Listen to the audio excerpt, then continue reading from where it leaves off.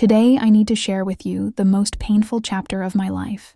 This is a story about love, sacrifice, and the devastating reality of watching your child fight a battle you cannot win for them. I have carried this pain for many years, and perhaps by sharing it, I can help others who are walking a similar path. My daughter Emily was 16 years old when our lives changed forever. She was a beautiful, vibrant girl who loved music, spent hours painting in her room, and dreamed of becoming an art teacher. She had just started her junior year at Lincoln High School in Portland, Oregon, and everything seemed perfect in her young life. It started with what we thought was just fatigue. Emily would come home from school exhausted, needing to nap before she could even start her homework. At first, I assumed it was just the typical tiredness of a teenager balancing school, friends, and extracurricular activities. But as weeks passed, the fatigue got worse instead of better. Then came the bruises. Emily would have large purple marks on her arms and legs that she couldn't explain. She hadn't fallen or bumped into anything, yet these bruises appeared seemingly out of nowhere. When I asked her about them, she seemed as confused as I was. The third symptom that finally pushed us to see a doctor was the nosebleeds. Emily started having frequent, heavy nosebleeds that were difficult to stop. One particularly bad episode happened during her art class at school, and the school nurse called me to come pick her up. That same afternoon, I made an appointment with our family doctor. Dr. Morrison was a kind man who had been our family physician for years. He examined Emily thoroughly, asked detailed questions about her symptoms, and then said something that made my blood run cold. He wanted to run some blood tests immediately, and he wanted us to see a specialist as soon as possible. The way he said it, the concern in his eyes, told me that he suspected something serious. I tried to stay calm in front of Emily, but inside I was terrified. We went to the laboratory that same day, and Dr. Morrison promised to call us as soon as he had the results. 2 days later, the call came. Dr. Morrison asked us to come to his office immediately, and he wanted both Emily and my husband Richard to be there. The urgency in his voice confirmed my worst fears. Something was very wrong with my little girl. Sitting in Dr. Morrison's office with Richard holding my hand and Emily sitting beside us looking scared, I heard words that no parent should ever have to hear. Emily's blood work showed severely abnormal counts. Her white blood cells were extremely elevated, and her platelets were dangerously low. Dr. Morrison believed Emily had leukemia. The room started spinning. I could hear Dr. Morrison's voice explaining that we needed to see an oncologist immediately, that Emily would need a bone marrow biopsy to confirm the diagnosis. That time was of the essence, but his words seemed to come from very far away, filtered through the roaring in my ears. Emily started crying, asking if she was going to die. Richard pulled her into his arms while I sat there frozen, unable to process what was happening. This couldn't be real. Just 2 months ago, Emily had been perfectly healthy, laughing with her friends, planning her future. How could she have cancer? The next few days were a blur of appointments, tests, and terrifying medical terminology. The bone marrow biopsy confirmed what Dr. Morrison had suspected. Emily had acute lymphoblastic leukemia, an aggressive form of blood cancer. The oncologist, Dr. Patricia Chen, explained that Emily would need immediate and intensive treatment. Dr. Chen outlined the treatment plan in her office while we all tried to absorb the magnitude of what was happening. Emily would need chemotherapy, possibly radiation, and there was a chance she might need a bone marrow transplant. The treatment would be long, difficult, and there were no guarantees of success. When we asked about survival rates, Dr. Chen was honest with us. With aggressive treatment, Emily had about a 60% chance of achieving remission. But even if the treatment worked, there was always a risk of the cancer returning. Nothing about this diagnosis came with certainty or hope. The financial aspect of Emily's treatment hit us almost as hard as the diagnosis itself. We had health insurance through Richard's job at the shipping company, but it didn't cover everything. There would be co-pays, deductibles, and certain medications and procedures that wouldn't be covered at all. Dr. Chen's office manager gave us an estimated cost that made my heart sink. Richard and I sat up all night after that first meeting with Dr. Chen, going through our finances and trying to figure out how we would pay for Emily's treatment. We had a modest savings account, maybe enough to cover a few months of expenses. We owned our small house, but we still had a mortgage. Richard's salary was decent but not generous, and my part-time work at the library brought in very little. We made the decision that night that money would not be an obstacle to Emily's treatment. Whatever it took, whatever we had to sacrifice, we would make sure Emily got the best possible care. We would figure out the financial details later. Right now, saving our daughter's life was the only thing that mattered. Emily started chemotherapy the following week. Watching her go through that first session was one of the hardest things I have ever experienced. She was so brave, trying to smile and joke with the nurses even though I could see the fear in her eyes. The chemicals they pumped into her body were supposed to save her life, but they made her so sick. The side effects started almost immediately. Emily was constantly nauseous, barely able to keep down even water. She developed painful mouth sores that made eating nearly impossible. Her energy disappeared completely, and she spent most of her days sleeping or lying on the couch too weak to move. Within 3 weeks of starting chemotherapy, Emily's beautiful long brown hair began falling out. I found it on her pillow one morning, thick strands that had come loose during the night. Emily cried when she saw it, and I cried with her, both of us grieving this visible marker of what cancer was taking from her. We decided to shave Emily's head rather than watch her hair fall out in clumps. Richard and I sat with her in the bathroom while a friend who was a hairdresser came to our house to do it. Emily chose to donate her hair to an organization that makes wigs for children with cancer. Even in her own crisis, she was thinking about helping others. The first month of treatment costs exceeded what we had anticipated.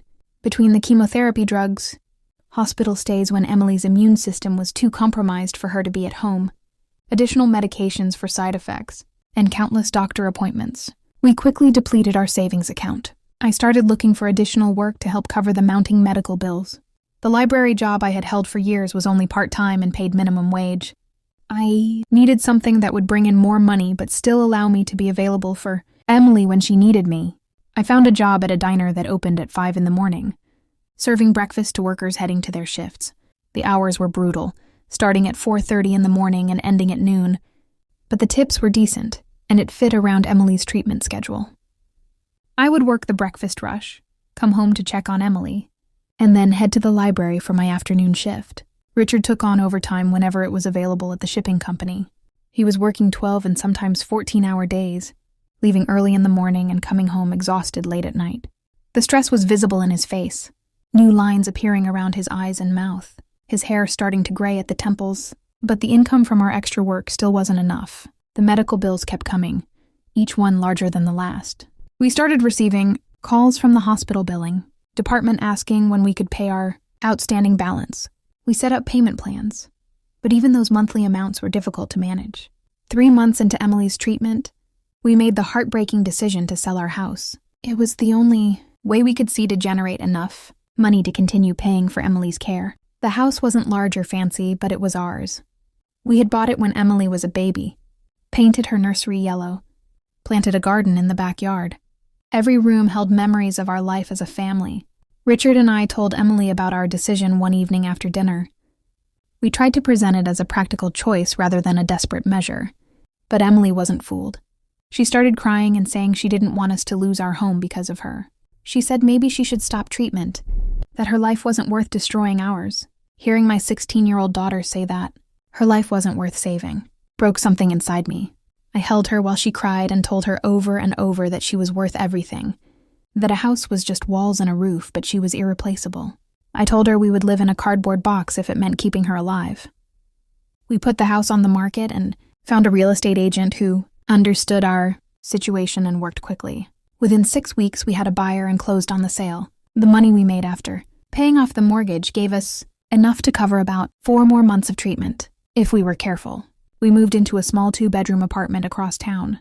It was cramped, and the neighborhood wasn't as nice as where we had lived before. But it was affordable and it was temporary.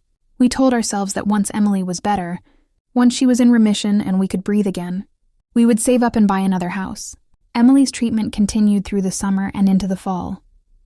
She missed the entire junior year of high school, unable to attend classes because her immune system was so compromised by the chemotherapy. The school arranged for a tutor to come to our apartment twice a week, so Emily could keep up with her coursework as much as possible. Some days were better than others. On good days, Emily would sit up in bed and draw or paint. Her art supplies spread around her like colorful islands of normalcy in our otherwise clinical existence. On bad days, she was too weak and sick to do anything but sleep, her skin pale and her body frighteningly thin. The chemotherapy was destroying the cancer cells, but it was also destroying Emily. She developed infections, that required hospitalization. Her kidneys showed signs of damage from the toxic medications. She needed blood transfusions when her red blood cell counts dropped too low. The cure was nearly as devastating as the disease. 6 months into treatment, we had another meeting with Dr. Chen to discuss Emily's progress. The news was cautiously optimistic. The cancer cells in Emily's blood had decreased significantly. Emily was responding to treatment, and if this trend continued, she might achieve remission. But Dr. Chen also warned us that the next 6 months would be critical. Emily needed to continue with maintenance, chemotherapy to prevent the cancer from returning. We needed to remain vigilant about infections and side effects. And even if Emily achieved remission, she would need regular monitoring for years to ensure the cancer didn't come back. The financial strain was becoming unbearable. We had gone through the money from selling the house faster than anticipated due to unexpected complications and additional treatments. I added a third job, cleaning offices at night after my library shift ended. I would work at the diner in the morning, the library in the afternoon, and clean offices from 8 at night until midnight. I was running on maybe 4 hours of sleep per night, fueled by coffee and sheer determination. My body ached constantly, and I developed stress-related health issues that I ignored because I didn't have time or money to address them. Richard was in similar condition, exhausted and stressed beyond what any person should have to endure. Our marriage suffered under the strain. Richard and I barely saw each other anymore between our different work schedules and taking turns staying with Emily. When we did have time together, we were too tired and worried to connect the way we used to. We would sit in silence, both of us lost in our own fears and exhaustion. Financial stress also meant we had to make impossible choices. When Emily needed a medication that cost $300 and wasn't covered by insurance, we had to decide between buying it and paying our electric bill. We chose the medication and asked the utility company for an extension. More than once, we went without heat or electricity for a few days until we could scrape together enough money to get services restored. Emily was aware of all the sacrifices we were making. She saw me leaving for work before dawn and coming home after midnight. She noticed when there wasn't much food in the refrigerator because we had spent money on her, medications instead of groceries. She knew we had sold not just our house but also our car, Richard's golf clubs, my grandmother's jewelry, and anything else of value we owned. The guilt Emily felt about what her illness was costing us was almost as painful. To watch as the physical effects of the cancer, she apologized constantly, crying and saying she was sorry for being sick, sorry for ruining our lives. No matter how many times we reassured her that none of this was her fault, she carried this burden of guilt. 9 months into treatment, something shifted in Emily. The constant nausea improved slightly, and she started being able to eat more regular meals. Her energy increased enough that she could walk around the apartment without becoming exhausted. Most importantly, her blood counts started showing consistent improvement. Dr. Chen scheduled another bone marrow biopsy to check on Emily's progress. The waiting period for results was excruciating, but when Dr. Chen called us into her office, she was smiling. The biopsy showed no evidence of cancer cells. Emily was in remission. The relief Richard and I felt was overwhelming and immediate. We cried, we hugged Emily, we thanked Dr. Chen over and over. After 9 months of fear and uncertainty, we finally had good news. Emily was going to live. The nightmare was over. But Dr. Chen tempered our celebration with realistic cautions. Emily was in remission, but she wasn't cured. She would need continued monitoring and maintenance treatment for at least 2 more years. There was still a risk of relapse, particularly in the first year after achieving remission. We needed to remain vigilant. Still, remission meant we could start rebuilding some sense of normal life. Emily could return to school, see her friends, and start reclaiming the teenage experiences that cancer had stolen from her. The maintenance chemotherapy was much less intensive than what she had been through, with treatments only once a month instead of weekly. Emily went back to Lincoln High School at the start of the next semester. She was nervous about how other students would react to her baldness and her weight loss, but her friends welcomed her back with love and support. The school administration had been wonderful throughout her illness, and they worked with us to create a plan that would allow Emily to graduate on time with her class. Emily went back to Lincoln High School at the start of the next semester. She was nervous about how other students would react to her baldness and her weight loss, but her friends welcomed her back with love and support. The school administration had been wonderful throughout her illness, and they worked with us to create a plan that would allow Emily to graduate on time with her class. Life started to feel almost normal again. Emily attended school most days, though she still had to miss occasionally, for treatment or when she wasn't feeling well. She started painting again, creating beautiful pieces that seemed to reflect both the darkness she had experienced and her hope for the future. She even joined the art club at school, reconnecting with the passion that had been such a big part of her identity before cancer. Richard and I continued working our multiple jobs, trying to pay down the mountain of medical debt we had accumulated. Even with Emily in remission, the bills didn't stop. We owed money to the hospital, various specialists, the pharmacy, and numerous other medical providers. Collections agencies called us daily, and our credit was destroyed. But we were managing. We developed routines and systems for handling everything. Emily took her medications on schedule, attended her monthly checkups, and we all adapted to our new normal. The fear was still there, lurking in the background, but we were learning to live with it and move forward anyway. Emily celebrated her 17th birthday with a small party at our apartment. Her friends came over, we had cake, and she seemed genuinely happy for the first time in over a year. Watching her laugh and joke with her friends, I allowed myself to believe that maybe we really had beaten this thing. Maybe our nightmare was truly over. Summer came and Emily talked about getting a part-time job. She wanted to earn money for college and also wanted to feel productive and normal. We were hesitant because we worried about her overdoing it, but Dr. Chen said light work would be fine as long as Emily didn't exhaust herself. Emily found a job at a local art supply store, working just a few hours a week. She loved it, surrounded by paints and canvases and other creative materials. Her boss was understanding about her medical situation and flexible with her schedule. She started saving money and making plans for her senior year. That summer felt almost miraculous.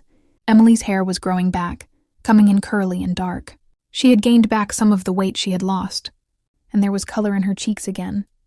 She looked and acted like a normal 17-year-old girl, and for stretches of time, we could almost forget about the cancer.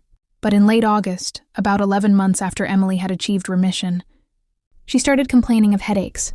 At first, they seemed like normal headaches that anyone might get. Emily would take some aspirin and they would go away.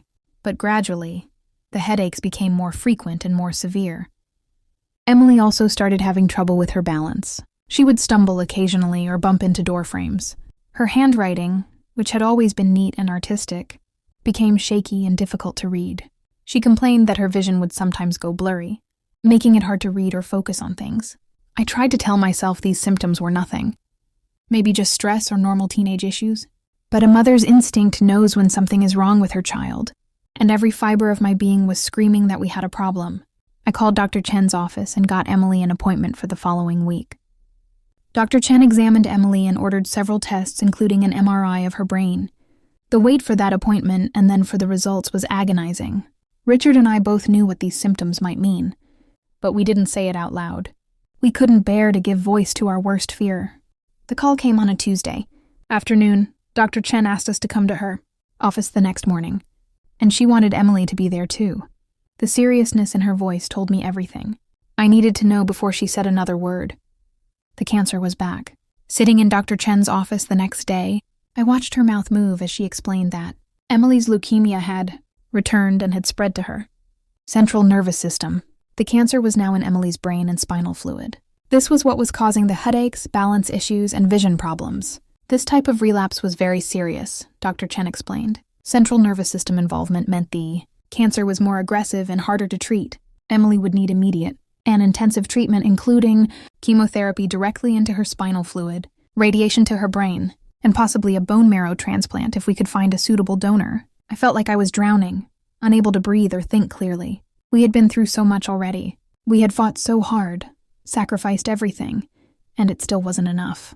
The cancer was back, and this time it was worse. Much worse. Dr. Chen was still talking, explaining treatment options and survival rates, but I could barely focus on her words. I was watching Emily, seeing the fear and despair in her eyes as she realized she had to go. Through all of this again, only this time the odds were much worse. When Dr. Chen finished her explanation, Emily spoke for the first time since we had sat down. Her voice was quiet but steady as she asked the question that I had been too afraid to voice. How long did she have if she didn't do treatment? What were her chances of survival even with treatment? Dr. Chen was honest with us, which I both appreciated and hated. Without treatment, Emily likely had 3 to 6 months. With aggressive treatment, there was perhaps a 20 to 30% chance of achieving remission again. But even if treatment worked, there was a high likelihood of the cancer returning once more. We were no longer talking about curing Emily's cancer. We were talking about buying time. The three of us sat in that office, holding hands and crying, as the full weight of this news settled over us. My beautiful daughter, who should have been starting her senior year of high school and planning for college, was instead facing a death sentence. We left Dr. Chen's office in a daze and drove home in silence. When we got back to our apartment, Emily went straight to her room and closed the door. Richard and I sat at the kitchen table not speaking, both of us trying to process what we had just learned. After an hour, Emily emerged from her room. She had been crying. Her eyes were red and swollen, but her voice was calm when she spoke. She said she had been thinking about everything Dr. Chen had told us, and she had made a decision. Emily said she didn't want to do treatment this time. She had researched central nervous system relapse on her phone while in her room, and she understood the statistics. The treatment would be brutal, maybe even worse than what she had already endured, and the chances of it working were very low. She didn't want to spend what might be her last few months suffering through chemotherapy and radiation. Richard and I were shocked and immediately tried to convince her to reconsider. We couldn't just give up. We had to try everything possible. But Emily remained firm in her decision. She said she had learned a lot about herself during her first battle with cancer, and she knew what she wanted. She wanted quality over quantity. She wanted to spend whatever time she had left actually living, not hooked up to machines in a hospital room vomiting from chemotherapy. She wanted to do things she had always dreamed of doing, see places she had always wanted to see, make memories with the people she loved. The next week was filled with difficult conversations. We met with Dr. Chen again to discuss palliative care options that would keep Emily comfortable. We talked to a social worker about hospice services. We tried to plan for something that felt impossible to plan for. Throughout all of this, Emily remained surprisingly calm and resolute. She had made her choice and she was at peace with it. She said she wasn't giving up. She was just choosing to fight differently. Instead of fighting to extend her life by a few months, she was fighting to make those months meaningful. Richard and I struggled more with Emily's decision than she did. Part of me wanted to respect her choice and honor her wishes. But another part of me, the mother part that had fought so hard to keep her alive, couldn't accept that we were just going to let the cancer win, without even trying to fight back. But Emily helped me understand that this wasn't giving up. She explained that she had fought the cancer once and won, only to have it return stronger. She had learned that sometimes fighting means knowing when to change your strategy.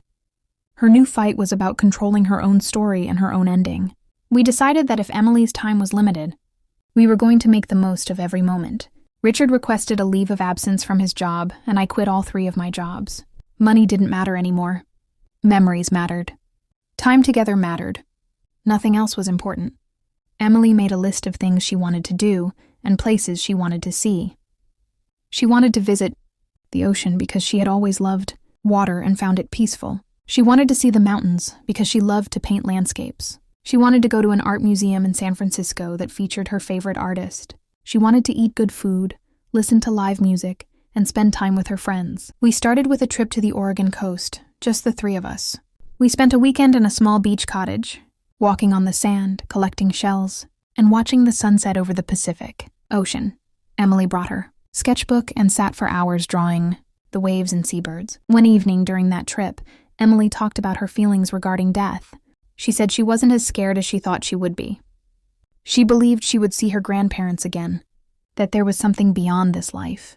She said her biggest regret was leaving Richard and me behind, knowing how much pain her death would cause us.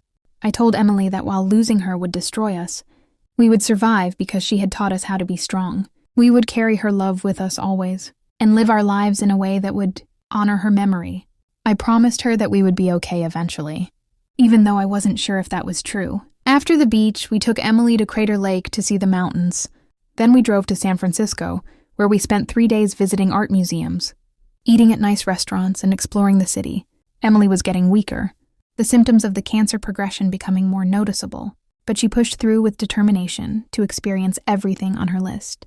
The headaches were getting worse, requiring stronger pain medication. Emily's balance issues meant she sometimes needed a wheelchair for longer distances. Her vision was deteriorating, making it harder for her to see the beautiful things we were showing her. But she never complained, grateful for every experience we could give her. Back home, Emily spent time with her friends, making sure to say proper goodbyes. Even though she couldn't bring herself to use that word, she painted gifts for each of her closest friends, beautiful pieces that reflected something special about their relationship. She wrote letters to people who had been important in her life, thanking them for their impact on her. It was during this time that Emily told me about a project she had been working on in secret. She had been writing letters to Richard and me, one for each year she wouldn't be with us. Letters for birthdays we would celebrate without her, for anniversaries, for holidays, for moments when we would miss her the most. Emily explained that she wanted to leave us with pieces of herself for the future. She knew the grief would be overwhelming at first, but she hoped these letters would help us heal. She wanted us to hear her voice telling us that she loved us, that she was okay, that we should live fully and find happiness again. She had written letters for her future, siblings if Richard and I decided to have more children, letters of advice, encouragement, and love for brothers or sisters she would never meet. She had even written letters for her own children, in case medical science advanced enough that we could somehow share her words with grandchildren. She would never know. The thoughtfulness and maturity in this gesture broke my heart. My 17-year-old daughter was preparing for her death with more grace and wisdom than most people show in an entire lifetime. She was thinking about our future, about helping us cope with the loss we would face, about staying connected to us even after she was gone. As October turned into November, Emily's condition deteriorated more rapidly. The headaches became constant despite strong pain medication. She started having small seizures, brief moments where she would lose awareness of her surroundings. Her speech became slightly slurred, and she had trouble finding the right words sometimes. Dr. Chen recommended that we consider bringing in hospice services to help manage Emily's symptoms and keep her comfortable. Hospice nurses could visit our home daily, adjust medications as needed, and provide support for all of us during this difficult time. We agreed, and soon a wonderful nurse named Margaret became a regular presence in our lives. Margaret taught us how to care for Emily as her symptoms progressed. She showed us how to reposition her to prevent bed sores, how to help her take medications when swallowing became difficult, how to recognize signs of pain or distress. She also talked to us about what to expect as Emily's condition worsened, preparing us for the end as much as anyone can be prepared. Emily spent most of her time in bed now, too weak to do much else. She couldn't paint anymore, because her hands shook too much to control the brush. She couldn't read because her vision was too blurred. But she could still talk, and we spent hours every day just talking to her, sharing memories, telling her stories, making sure she knew how loved she was. Her friends visited regularly, sitting by her bedside and chatting about school, about their lives, about nothing and everything. Emily would smile and laugh when she had the energy, soaking up these precious moments of connection and normalcy.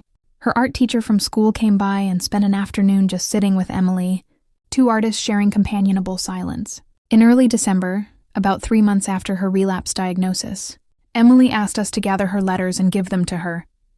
She wanted to add one more letter to the collection, something she hadn't planned to write but felt compelled to now that the end was close. With Richard's help to steady her shaking hand, Emily wrote her final letter. It was addressed to both of us, to be opened on the first anniversary of her death. She sealed it herself, kissed the envelope, and added it to the box where she had stored all the other letters. Emily told us that in that final letter, she had written about what she hoped for us after she was gone. She hoped we would grieve but not get stuck in grief.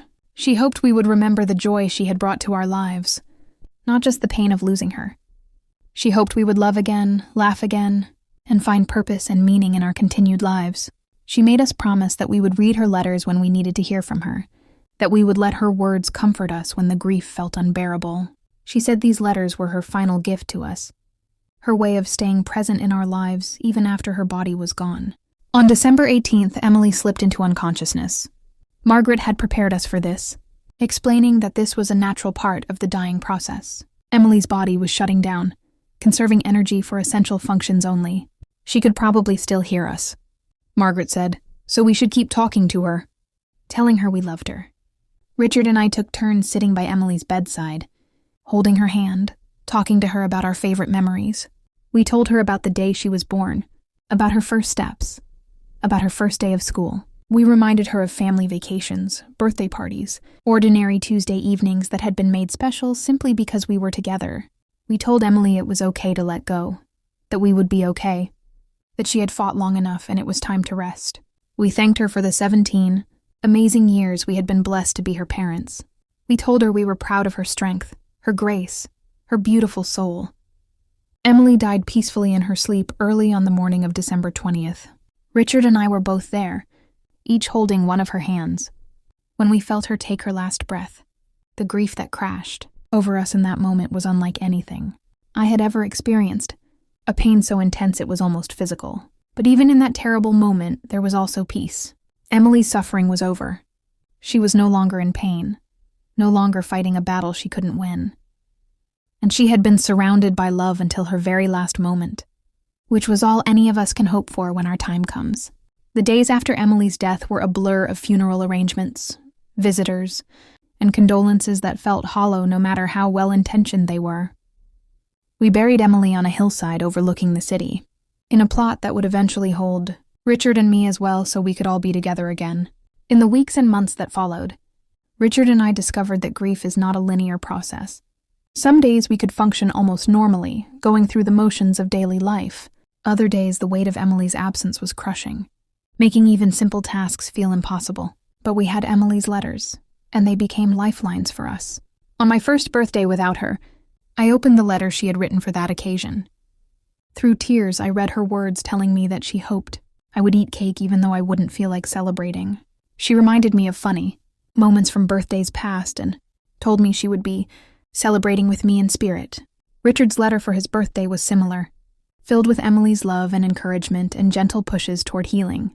We opened letters on Christmas, on the anniversary of her diagnosis, on the day that would have been her high school graduation. Each letter was a gift, Emily's voice reaching across the boundary between life and death to comfort and guide us. Today, several years have passed since we lost Emily.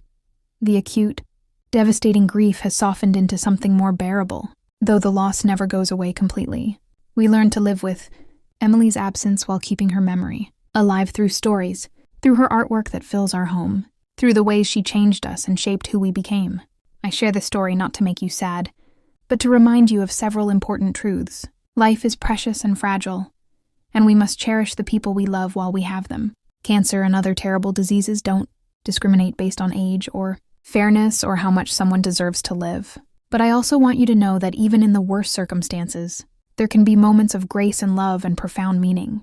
Emily's illness taught our family about courage, about what really matters, about loving deeply even when you know that love will lead to devastating loss.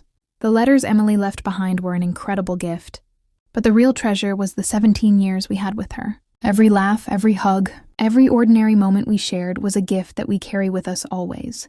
Losing Emily broke our hearts, but having her in our lives, even for too short a time, made us richer than we ever could have been without her. To anyone who is watching someone they love fight a battle with illness, please know that your presence matters more than you realize. The sacrifices you make, the ways you show up day after day, the love you pour into every moment, all of it matters. Even if the outcome isn't what you hoped for, the love itself is never wasted.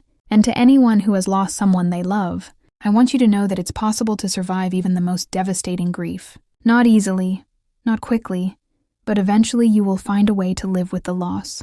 The people we love never truly leave us. They live on in our memories, in the lessons they taught us, in the ways they changed our hearts.